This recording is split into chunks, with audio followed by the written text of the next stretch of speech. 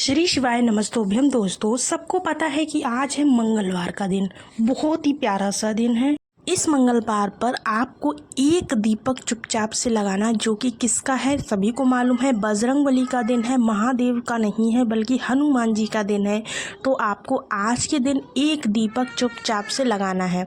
कब लगाना है, कहाँ पर लगाना है, किस समय लगाना है और कैसे लगाना है, कौन सा घी तेल उसमें डालना है, कैसी बत्ती डालनी है, किसके सामने लगाना है, घर पे लगाना है, बाहर लगाना है, सारी जानकारी आपको इस छोटे से वीडियो से प्राप्त होने वाली है।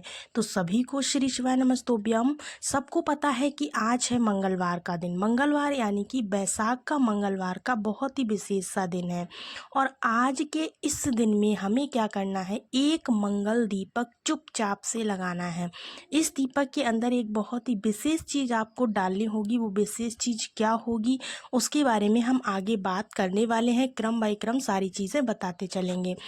एक चीज़ आपको ध्यान रखना है कि ये जो उपाय है पूरी फैमिली, पूरे परिवार के लिए आप सभी को इस उपाय को करना है। बस एक चीज़ का विशेष ध्यान दीजिएगा, यह जो दीपक हम प्रज्वलित करेंगे वह सुबह के टाइम पर बिल्कुल भी नहीं करेंगे। दीपक जहाँ तक होते हैं, अधिकतर दीपक जो भी मैं बताती हूँ वो सब के सब आपको प्रदोष काल के बाद में ही लगाने होते हैं, ठीक है ना। तो दीपक कौन सा लेना है, कौन सी बत्ती लगेगी, सारी बातें हम लोग करने वाले हैं। देखिएगा, सबसे पहली बात, आपको दीपक लेना है मिट्टी का। आटे का भी ले सकते हो, कोई दिक्कत की बात नहीं है। वैसे आप मिट्टी का ले लें तो अच्छी बात है। नया या पुराना कोई सा भी आप ले सकते हो, इसमें कोई भी दो राय नहीं है। सबसे पहले ज़रूरी ये जानना है कि इस दीपक के अंदर हम डालेंगे क्या।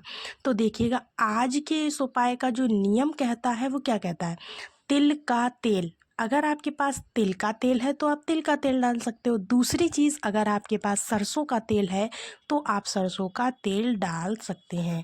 भूल कर भी आज के दीपक में घी का यूज़ मत कीजिएगा। घी का यूज़ आज के दीपक में आपको बिल्कुल भी नहीं करना है, जिससे आपको निवारण मिल सके। इसलिए आपको तिल का तेल या फिर सरसों के तेल का दीपक ये वाला लगाना है। साथ ही साथ हम आपको बता दें दोस्तों कि किसी एक सिर्फ कोई ऐसे काम के लिए जिसमें कि आपका कोई भी काम अधूरा रह रहा है, तब आप इस दीपक को कैसे लगाएंगे। सरसों का तेल लगाना है। लगाने के बाद क्या करना है, तिल का तेल अगर लगा रहे हो तो भी लगा सकते हो। अगर आपको किसी एक काम के लिए इस उपाय को करना है तो सरसों का तेल जलाओगे, ठीक है ना। अगर आपको किसी और काम के लिए, मतलब कि बहुत सारी आपकी इच्छाएं हैं पूरी नहीं हो पा रही हैं, उसके लिए आप जला रहे हैं, तो आपको ध्यान रखना है कि तिल के तेल का यूज़ करना। कहने का मतलब ये है, अगर आप अपनी कोई एक इच्छा मानकर जला रहे हैं तो आप सरसों के तेल का दीपक जलाएंगे। दीपक किसके लिए है, बजरंगबली के लिए। हमेशा हम कौन सी बत्ती लगाते हैं, हमेशा ही हम इस दीपक में गोल बाती का प्रयोग करते हैं। ध्यान रखिएगा, कभी भी लंबी बाती का प्रयोग बजरंगबली के दीपक में नहीं करिएगा।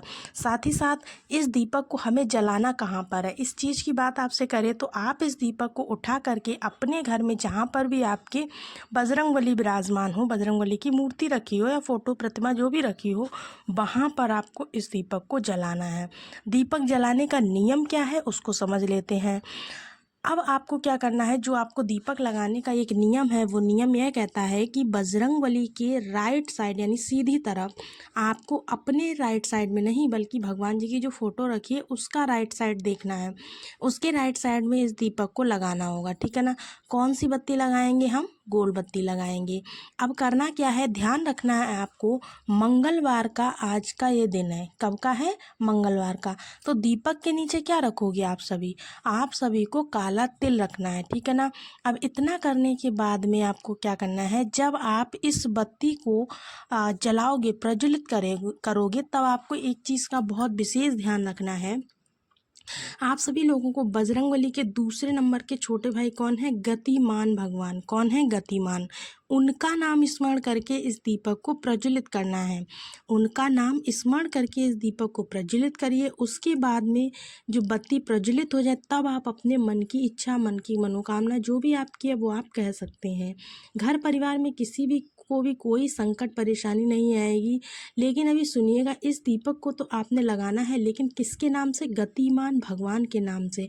अब इसी जलते हुए दीपक में आपको एक चीज़ डालनी है जो बहुत ही अनमोल चीज़ है। वो क्या है, लौंग। आपको 2 लौंग लेनी है। इस जलते हुए दीपक में उन लौंग को डालना है अपना नाम व गोत्र बोलते हुए। इस तरह से आप इस उपाय को कर सकते हैं। बहुत ही प्यारा सा, बहुत ही अचूक उपाय है। किसी भी मंगलवार आप कर सकते हैं। मंगलवार का दिन पड़ रहा हो तो आपको ये उपाय ज़रूर करना चाहिए। साथ ही साथ आपको होप सो आपको पहला उपाय अच्छे से समझ में आया होगा। बढ़ते हैं अपने आज के दूसरे उपाय की तरफ। दूसरा जो उपाय है वो क्या कह रहा है, देखिएगा।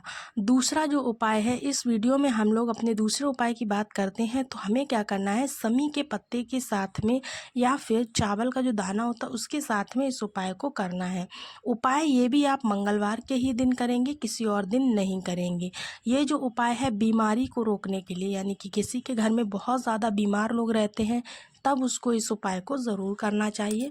उपाय को करना कैसे है, क्या क्या चीज़ें इसमें लगेंगी, उनके बारे में हम बात कर लेते हैं। उससे पहले आपसे छोटा सा निवेदन है, अगर वीडियो पसंद आ रहा हो तो वीडियो को लाइक ज़रूर कर दीजिएगा।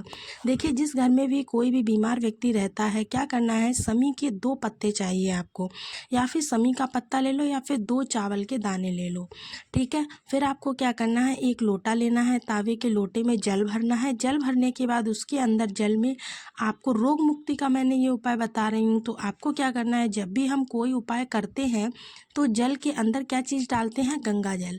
गंगा जल आपको ज़रूर से डाल लेना है, ये मैं हर बार हर वीडियो में बताती हूँ।